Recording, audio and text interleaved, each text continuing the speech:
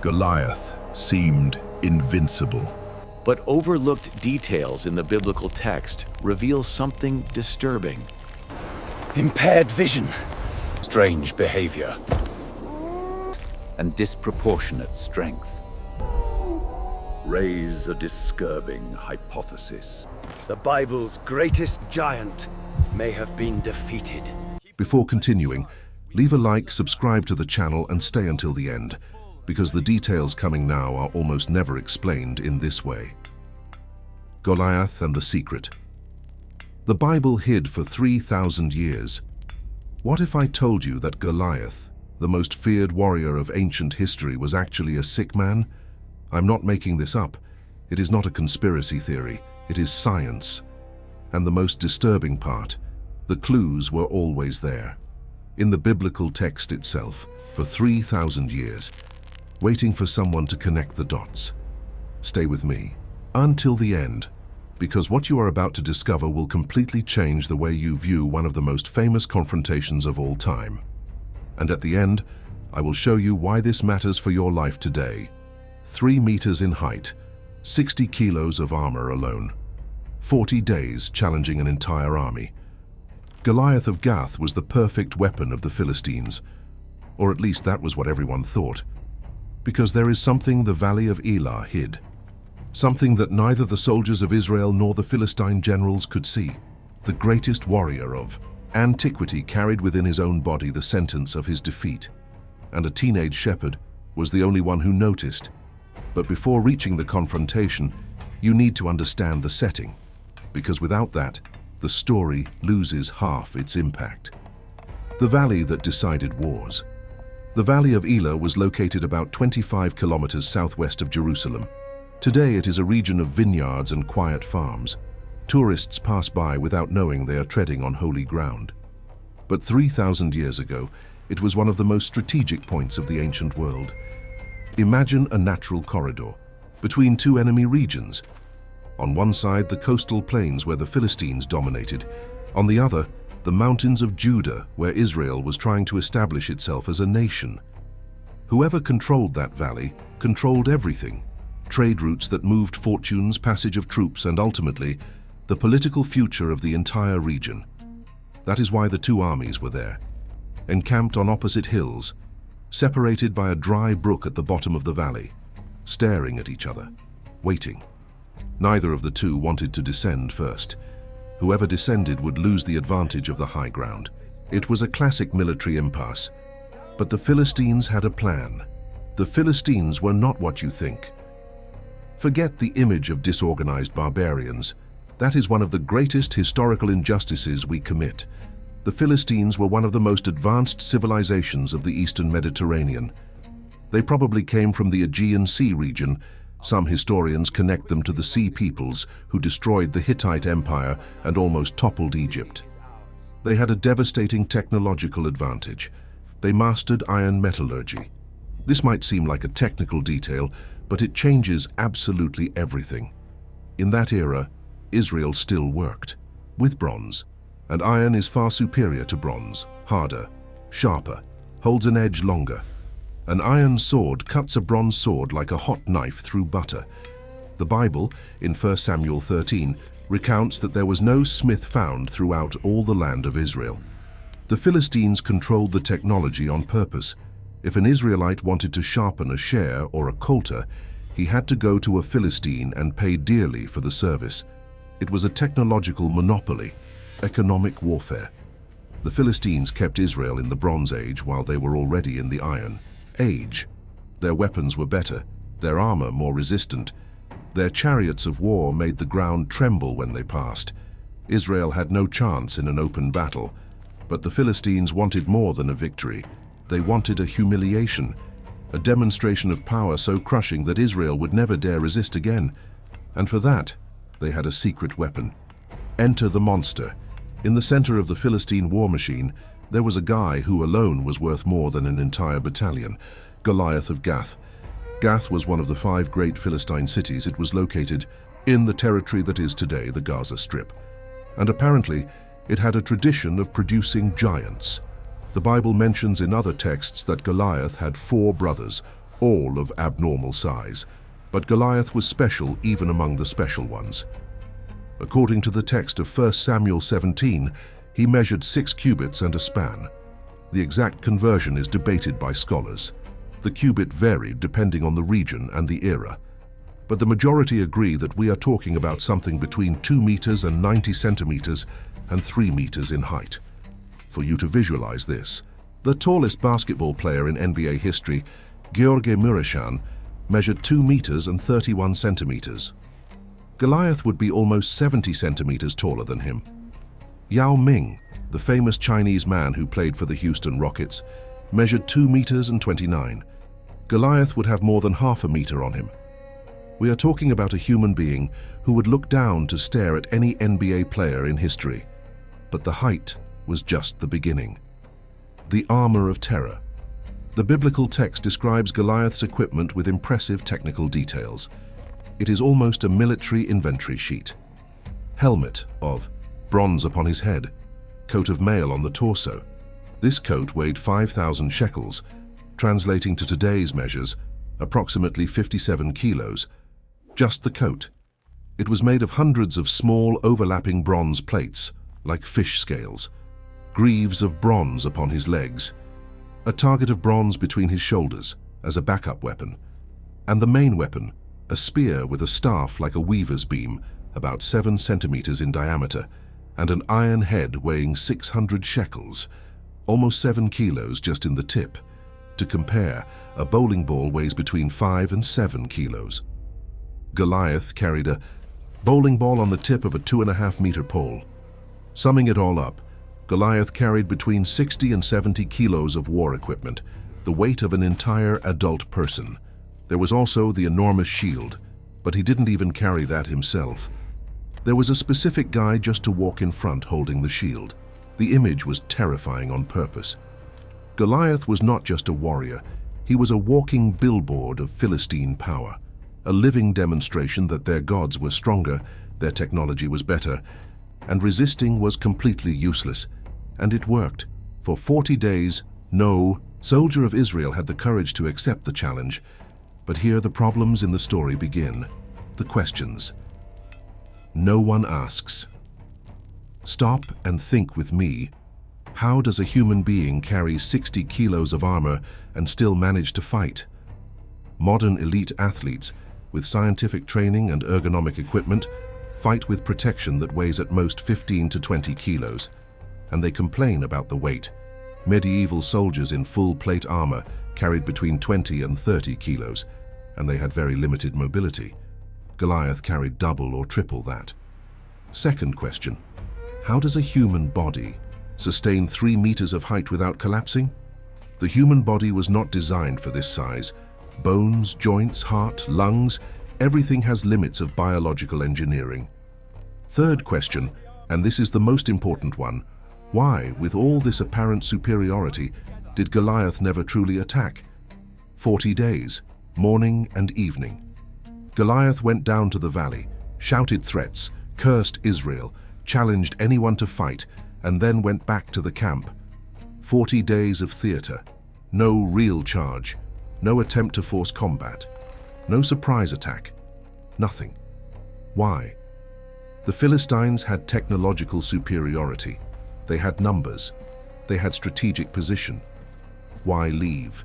The war paralyzed for 40 days depending on a duel that the other side could simply refuse. The answer is hidden between the lines of the biblical text itself, and modern science has finally managed to decipher it. The disease of the giant Goliath almost certainly suffered from a medical condition called gigantism, and this changes absolutely everything.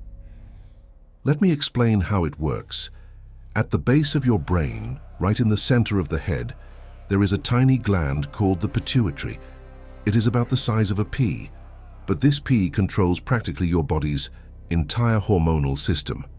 One of the things the pituitary produces is growth hormone, known as GH. During childhood and adolescence, this hormone makes you grow. When you reach adulthood, the growth plates of the bones close and you stop growing in height. But sometimes things go wrong. Sometimes a benign tumor appears on the pituitary. It is not cancer. It does not spread, it does not metastasize, but it presses on the gland and makes it produce GH in absurdly high quantities. If this happens before the growth plates close, the result is gigantism. The person grows and grows and does not stop growing. Seems like an advantage, right? Like a superpower. Being the biggest, the strongest, the most intimidating. Except not. Gigantism does not create supermen. It creates bodies in collapse. When the body becomes a prison. Robert Wadlow is the tallest man ever documented in history with reliable medical data. He was born in 1918 in the United States. At 8 years old, he was already taller than his father. At 13, he became the world's tallest Boy Scout at 2 meters and 13 centimeters. When he died in 1940, he measured 2 meters and 72 centimeters. He was 22 years old. 22 years old. Robert needed leg braces to manage to walk. He barely felt his own feet because of nerve damage. He died of an infection caused by one of these braces that wounded his leg without him noticing. Andre the Giant, the professional wrestler who became a Hollywood actor, measured 2 meters and 24 and weighed more than 230 kilos at his peak. He suffered his entire life with unbearable chronic pain. He could barely sleep. He drank absurd amounts of alcohol to deal with the constant pain. He died at 46 years of age from heart failure. The pattern repeats in practically all documented cases of gigantism. Excessively long and fragile bones that fracture easily, unstable joints that wear out too fast, chronic pain in the back, knees, ankles, hips, everywhere. Paradoxical muscle weakness. This is counterintuitive, but despite the imposing appearance, the muscles of people with gigantism function poorly. They grow in a disordered way and lose efficiency. Extreme fatigue. The body works so hard just to keep functioning that little energy is left for anything else. Severe cardiovascular problems. This is the gravest of all. The human heart was dimensioned for a normal-sized body. When someone grows far beyond this standard, the heart needs to compensate. Imagine a Beetle engine trying to move a truck. The cardiac chambers dilate, the muscle walls thicken, blood pressure rises. The system works at the limit all the time. Most people with untreated gigantism die before 40 years of age from heart problems. Many do not reach 30. And there is more. The vision that fails the tumor that causes gigantism does not stay quiet in its place. It grows. And as it grows, it presses on neighboring structures in the brain. One of the first victims is the optic chiasm. The optic chiasm is the point where the nerves from your eyes cross before heading to the brain. It sits right on top of the pituitary, practically touching it. When a pituitary tumor grows upward, the chiasm is compressed. Do you know what this causes? A specific pattern of visual loss called bitemporal hemianopsia. Translating, the person loses peripheral vision on both sides. The corners of the visual field go dark progressively. In the end, they see only what is directly in front, as if looking through a toilet paper roll. Lateral movements become invisible. Depth and distance become impossible to calculate. In more advanced cases, diplopia also occurs. Double vision. The tumor presses on the cranial nerves that control the eye muscles. The eyes lose alignment. The brain receives two different images and cannot fuse them correctly. The result? The person sees objects duplicated, blurred, or in wrong positions. Now, with all this in mind, go back to the biblical text and see what you had never seen before. The clues that were always there: 1 Samuel 17, verse 7, and one bearing a shield went before him. Goliath had a shield bearer who walked in front of him carrying the shield. This is very weird. Think with me. Goliath was a champion of duels, a representative chosen specifically for individual combat. Warriors specialized in duels do not depend on other people. They need total freedom of movement. They need peripheral vision to perceive attacks from any angle. They need to react fast to any situation. Having someone walking in front hinders all of that, unless that someone was not there to carry weight. Unless Goliath needed a guide. The shield bearer was Goliath's eyes. It gets even better. Verse 43. When David approaches to fight, Goliath gets irritated and asks, Am I a dog that thou comest to me with staves? Staves, in the plural. But David only had one staff, a shepherd's rod, a single piece of wood. Why did Goliath see more than one? Diplopia, double vision. Goliath literally may have seen two staffs where only one existed, and there is one more detail that almost everyone ignores. Observe how Goliath moves throughout the account. Verse 41. The Philistine came on and drew near unto David. Coming on. Drawing near slowly, he does not run, he does not charge, he does not try to close the distance aggressively. He walks, carrying 70 kilos of equipment upon a skeleton that already had difficulty sustaining its own weight. Why does a warrior with the advantage of size and reach not attack aggressively? Because running was too dangerous for him. Muscle weakness made explosive movements risky. Unstable joints could give way at any moment. Chronic fatigue limited any intense effort. A fall with all that armor would be disastrous. He might not even be able to get up alone. Goliath was enormous, but he was slow, heavy, fragile on the inside, a colossus of clay waiting to crumble. And his heart? Imagine an engine working at the limit for years. Dilated chambers, chronically elevated pressure. Every time he put on 60 kilos of armor, every beat was an effort. The champion of the Philistines was not merely vulnerable. He was already dying little by little, and perhaps the Philistines themselves knew it.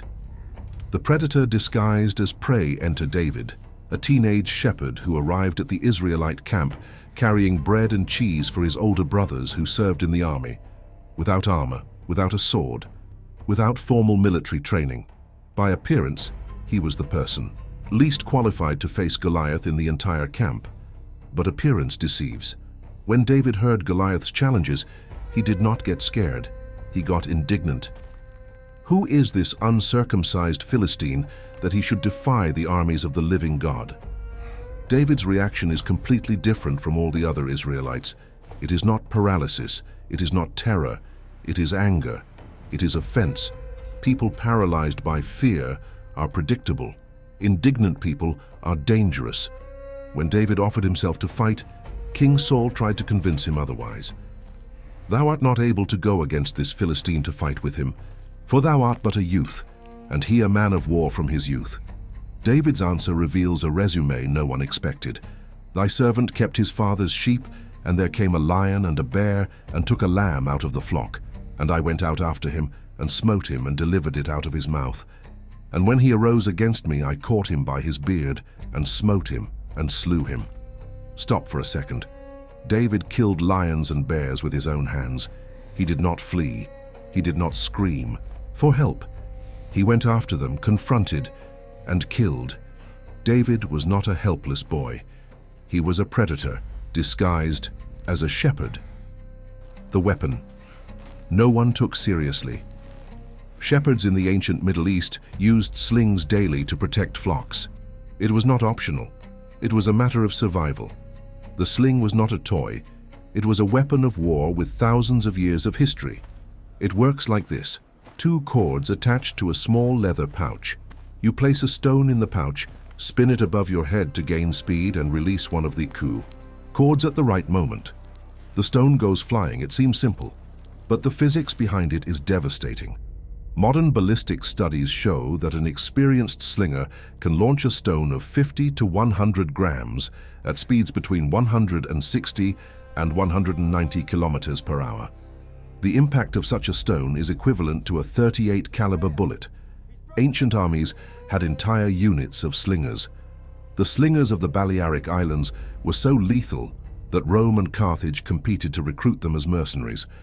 At medium distances, a trained slinger was more precise and faster than an archer.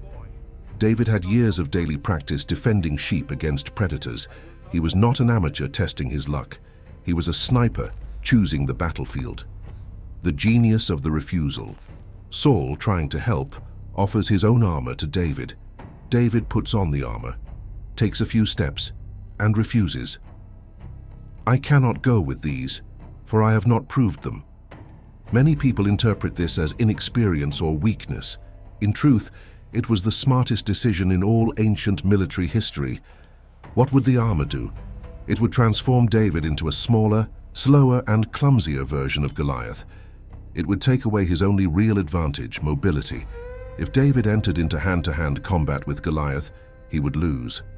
There was no discussion, but David did not intend to fight hand-to-hand. By refusing the armor, David was saying without realizing, "I am not going to play the game you expect." He would not be a warrior facing another warrior. He would be a hunter taking down prey. The text says, David took his staff, went to the brook, chose 5 smooth stones and put them in his shepherd's bag. 5 stones, not 1. Why 5? Some scholars say precaution. Others remind us that Goliath had 4 giant brothers mentioned in other texts. David may have prepared himself to face the entire family. The confrontation. When Goliath saw David approaching, the reaction was absolute contempt. "Am I a dog that thou comest to me with staves? Come to me, and I will give thy flesh unto the fowls of the air, and to the beasts of the field."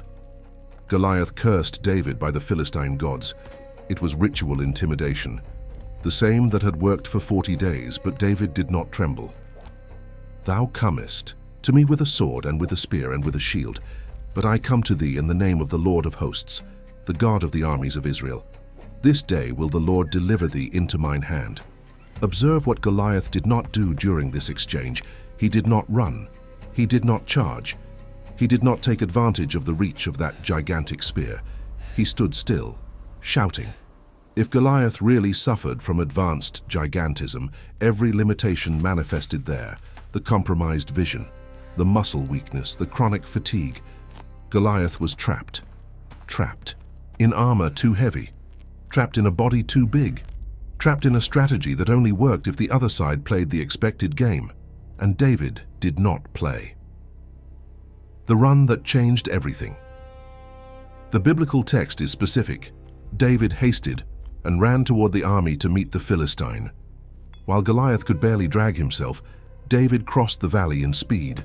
His hand went to the bag, picked a stone, placed it in the sling, spun. Goliath probably didn't even understand what was happening. With compromised vision, all he saw was a blurred figure moving too fast, and David released. The anatomy of the fall. The stone struck Goliath in the forehead. In a healthy person, it is one of the most resistant areas of the body. Thick bone, made to protect the brain. But in someone with gigantism, bones grow more in length than in density. Some areas of the skull become thinner, more fragile. And remember the tumor? The pressure inside the skull had already been high for years. The brain was already compressed. When the stone struck at more than 160 kilometers per hour, it did not encounter normal resistance. The impact penetrated. The trauma spread. A weakened brain shut down instantly. The Bible says the stone sunk into his forehead and that he fell upon his face to the earth. He did not stagger. He did not try to defend himself. He fell. Goliath was dead before touching the ground. The final blow, David ran to the body, took Goliath's own sword and cut off the giant's head. The sword that should have killed David was used to confirm the death of its owner. Goliath had promised to give David's flesh to the fowls of the air.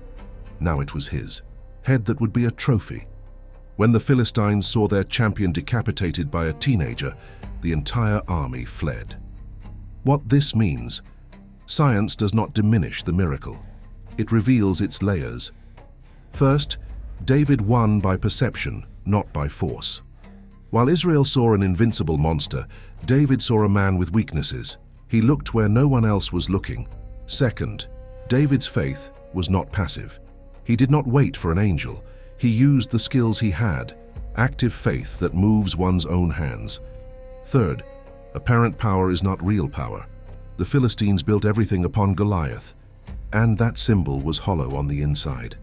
Why this matters to you?